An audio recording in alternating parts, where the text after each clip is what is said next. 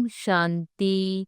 2 अक्टूबर 2025 के ईश्वरीय महावाक्य।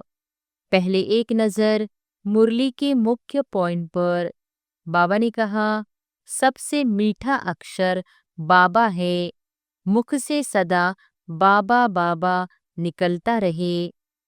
हम सब प्रजापिता ब्रह्मा की संतान हैं, इसलिए आपस में भाई बहन का नाता है। क्रिमिनल आई और क्रिमिनल एक्ट रावण राज्य में होती है। सतयुग में इनका नाम निशान नहीं। सतयुग में न जेल, न पुलिस, न कोर्ट, न चोर, सब शुद्ध और सुखमय जीवन है। खेल है सुख और दुख का, हार जीत का, आधा कल्प जीत, आधा कल्प हार। और फिर बाबा ने कहा, दशहरा सिर्फ लंका तक नहीं, अभी पूरा विश्व रावण राज्य है। मनुष्य गलत मान्यता रखते हैं कि धरती बैल गऊ पर टिकी है। वास्तव में पृथ्वी सागर पर खड़ी है।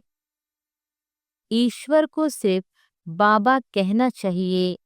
प्रभु, ईश्वर जैसे शब्दों से वर्षे का संबंध नहीं जुड़ता। संगम युग का ज्ञान सिर्फ ब्रह्मा कुमार कुमारियों को है, बाकी सब कलयुगी है। और फिर लास्ट में बाबा ने कहा, नेचुरल कैलेमिटीज, बारिश, ओले, भूकंप आदि बढ़ेंगे। उनसे बचने के लिए बहादुर बनना जरूरी है। बाप अविनाशी सर्जन है। आत्माओं और सृष्टि का ऑपरेशन करके दुख से मुक्त दुनिया बनाते हैं। आज सतगुरुवार है, इसलिए सदा सत बोलना है, झूठ नहीं बोलना। शिव बाबा अमरनाथ है, जो बच्चों को अमर कथा सुनाते हैं। याद और गीत से मनोबल बढ़ाना है। माया के तूफानों में खुशी का बाजा बजाकर हर्षित मुख बनना है। और अब सुनते हैं महावाक्यों को विस्तार से। मुरली का सार।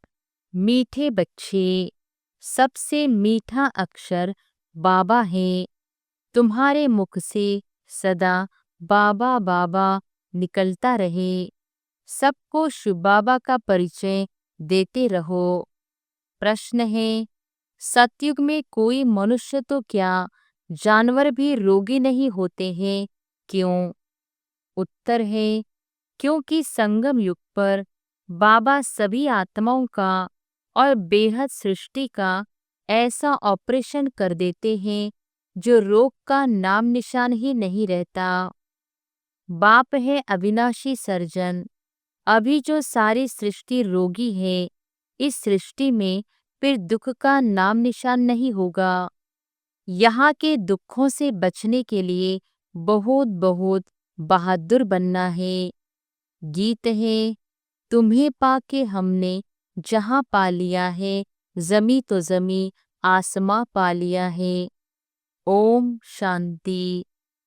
डबल भी कह सकते हैं, डबल ओम शांति। आत्मा अपना परिचय दे रही है। मैं आत्मा शांत स्वरूप हूँ। हमारा निवास स्थान शांतिधाम में है और बाबा की हम सब संतान है। सब आत्माएं ओम कहती है। वहाँ हम सब भाई भाई हैं। फिर यहाँ भाई बहन बनते हैं। अब भाई बहन से नाता शुरू होता है। बाप समझाते हैं, हमारे सब बच्चे हैं। ब्रह्मा की भी तुम संतान हो, इसलिए भाई बहन ठहरे। तुम्हारा और कोई संबंध नहीं। प्रजापिता की संतान ब्रह्मा कुमार कुमारी है। पुरानी दुनिया को चेंज करने इस समय ही आते हैं। बाप ब्रह्मा द्वारा ही फिर नई सृष्टि रचते हैं। ब्रह्मा से भी संबंध है ना। युक्ति भी कितनी अच्छी है। सब ब्रह्मा कुमार कुमारी है। अपने को आत्मा समझ बाप को याद करना है और अपने को भाई बहन समझना है। क्रिमिनल आई नहीं रहनी चाहिए। यहाँ तो कुमार कुमारी जैसे बड़े बड़े होते जाते हैं तो आंखें क्रिमिनल बनती जाती हैं, फिर क्रिमिनल एक्ट कर लेते हैं। क्रिमिनल एक्ट होती है रावण राज्य में। सतयुग में क्रिमिनल एक्ट होती नहीं, क्रिमिनल अक्षर ही नहीं होता। यहाँ तो क्रिमिनल एक्ट बहुत है, उनके लिए फिर कोड आदि भी है। वहाँ कोर्ट आदि होती नहीं। वंडर है ना, न जेल न पुलिस न चोर आदि होते। यह सब है दुख की बातें जो यहाँ हो रही हैं, इसलिए बच्चों को समझाया गया है। यह तो खेल है सुख और दुख का, हार और जीत का। इनको भी तुम ही समझते हो। गाया हुआ है, माया से हारे हार है, माया पर जीत। बाप आकर आधा कल्प के लिए पहनाते हैं, फिर आधा कल्प हारना पड़ता है। यह कोई नई बात नहीं, यह तो साधारण पाई पैसे का खेल है। फिर तुम मुझे याद करते हो तो अपना राज्य भाग्य आधा कल्प के लिए लेते हो। रावण राज्य में मुझे भूल जाते हो। रावण दुश्मन है, उनको हर वर्ष भारतवासी ही जलाते हैं। जिस देश में बहुत भारतवासी होंगे वहां भी जलाते होंगे। कहेंगे यह भारतवासियों के धर्म का उत्सव है। दशहरा मनाते हैं तो बच्चों को समझाना है, वह तो हद की बात है। रावण राज्य तो अभी सारे विश्व पर है, सिर्फ लंका पर नहीं है। विश्व तो बहुत बड़ी है ना। बाप ने समझाया है, यह सृष्टि सारी सागर पर खड़ी है। मनुष्य कहते हैं नीचे एक बैल व गऊ है जिसके सींग पर सृष्टि खड़ी है, फिर थक जाते हैं तो बदलते हैं। अब यह बात तो है नहीं। पृथ्वी तो पानी पर खड़ी है, चारों तरफ पानी ही पानी है। तो अभी सारी दुनिया में रावण राज्य है, फिर राम अथवा ईश्वरीय राज्य स्थापन करने बाप को आना पड़ता है। सिर्फ ईश्वर कहने से भी कह देते, ईश्वर तो सर्वशक्तिमान है, सब कुछ कर सकते हैं। फालतू महिमा हो जाती है, इतना लब नहीं रहता। यहाँ ईश्वर को बाप कहा जाता है। बाबा कहने से वर्षा मिलने की बात हो जाती है। शिव बाबा कहते हैं हमेशा बाबा बाबा कहना चाहिए। ईश्वर व प्रभु आदि अक्षर भूल जाने चाहिए। बाबा ने कहा है माँ में कम याद करो। प्रदर्शनी आदि में भी जब समझाते हो तो घड़ी घड़ी शिव बाबा का परिचय दो। शिव बाबा एक ही ऊंचते ऊंच हैं जिसको गॉडफादर कहा जाता है। बाबा अक्षर सबसे मीठा है। शिव बाबा मुख से निकलता है। मुख तो मनुष्य का ही होगा, गऊ का मुख थोड़ी हो सकता। तुम हो शिव शक्तियां, तुम्हारे मुख कमल से ज्ञान अमृत निकलता है। तुम्हारा नाम बाला करने गौमुख कह दिया है। गंगा के लिए ऐसे नहीं कहेंगे, मुख कमल से अमृत अभी निकलता है। ज्ञान अमृत पिया तो फिर विष पी नहीं सकते। अमृत पीने से तुम देवता बनते हो। अब मैं आया हूँ असुरों को देवता बनाने। तुम अभी दैवी संप्रदाय बन रहे हो। संगम युग कब कैसे होता है यह भी किसको पता नहीं है। तुम जानते हो हम ब्रह्मा कुमार कुमारियां पुरुषोत्तम संगम युगी हैं। बाकी जो भी है सब कलयुगी है। तुम कितने थोड़े हो, झाड़ की भी नॉलेज तुमको है। झाड़ पहले छोटा होता है फिर वृद्धि को पाता है। कितनी इन्वेशन निकालते हैं कि बच्चे पैदा कम कैसे हो, परंतु नर चाहत कुछ और। नर चाहत कुछ और भई कुछ और की और। सबकी मृत्यु तो होनी ही है। अभी फसल बहुत अच्छी होगी, आई बरसात कितना नुकसान कर देती है। नेचुरल कैलेमिटीज को तो कोई समझ न सके, कोई बात का ठिकाना थोड़ी है। कहाँ फसल हो और बर्फ के ओले पड़ जाए तो कितना नुकसान हो पड़ता। बारिश न पड़ी तो भी नुकसान। इनको कुदरती आपदाएं कहा जाता है। यह तो ढेर होने वाली है। इनसे बचने के लिए बहुत बहादुर होना चाहिए। कोई का ऑपरेशन होता है तो कई वह देख नहीं सकते हैं, देखते ही अनकॉन्शियस हो जाते हैं। अभी इस सारी छी सृष्टि का ऑपरेशन होना है। बाप कहते हैं मैं आकर सबका ऑपरेशन करता हूँ। सारी सृष्टि रोगी है। अविनाशी सर्जन भी बाप का नाम है। वह सारे विश्व का ऑपरेशन कर देंगे, जो फिर विश्व में रहने वालों को कभी दुख नहीं होगा। कितना बड़ा सर्जन है। आत्माओं का भी ऑपरेशन, बेहद सृष्टि का भी ऑपरेशन करने वाला है। वहाँ मनुष्य तो क्या, जानवर भी रोगी नहीं होते हैं। बाप समझाते हैं मेरा और बच्चों का क्या पार्ट है। इसको कहते हैं रचना के आदि मध्य अंत का ज्ञान, जो तुम ही ले रहे हो। बच्चों को पहले पहले तो यह खुशी होनी चाहिए। आज सतगुरुवार है, हमेशा सत बोलना चाहिए। व्यापार में भी कहते हैं ना, सत बोलो, ठगी की बात नहीं करो। फिर भी लोभ में आकर कुछ जास्ती दाम बताकर सौदा कर देंगे। सच तो कभी कोई बोलते नहीं, झूठ ही झूठ बोलते हैं, इसलिए सत्य को याद करते हैं। कहते हैं ना, सत नाम संग है। अभी तुम जानते हो बाबा जो सत्य हैं वही संग चलेंगे। हम आत्माओं के, अभी सत्य के साथ तुम आत्माओं का संग हुआ है तो तुम ही साथ जाएंगे। तुम बच्चे जानते हो शिव बाबा आया हुआ है जिसको टुथ कहा जाता है। वह हम आत्माओं को पवित्र बनाकर साथ ले जाएंगे एक ही बार। सतयुग में ऐसे नहीं कहते कि राम राम संग है या सतनाम संग है। नहीं, बाप कहते हैं अभी मैं तुम बच्चों के पास आया हूँ, नैनों पर बिठाए ले जाता हूँ। यह नैन नहीं, तीसरा नेत्र। तुम जानते हो इस समय बाप आए हैं, साथ ले जाएंगे।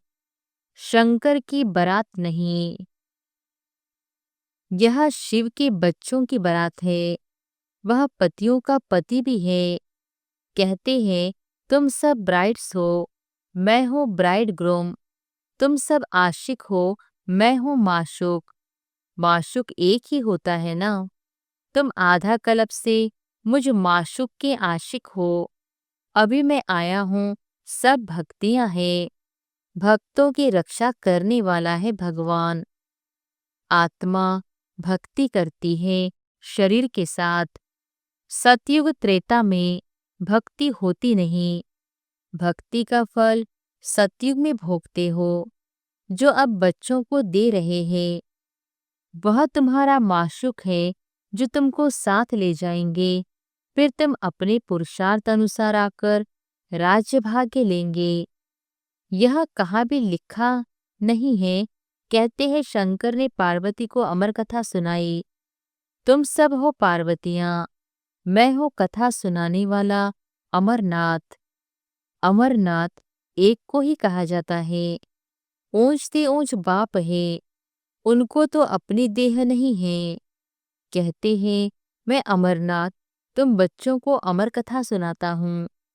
शंकर पार्वती यहाँ कहाँ से आए?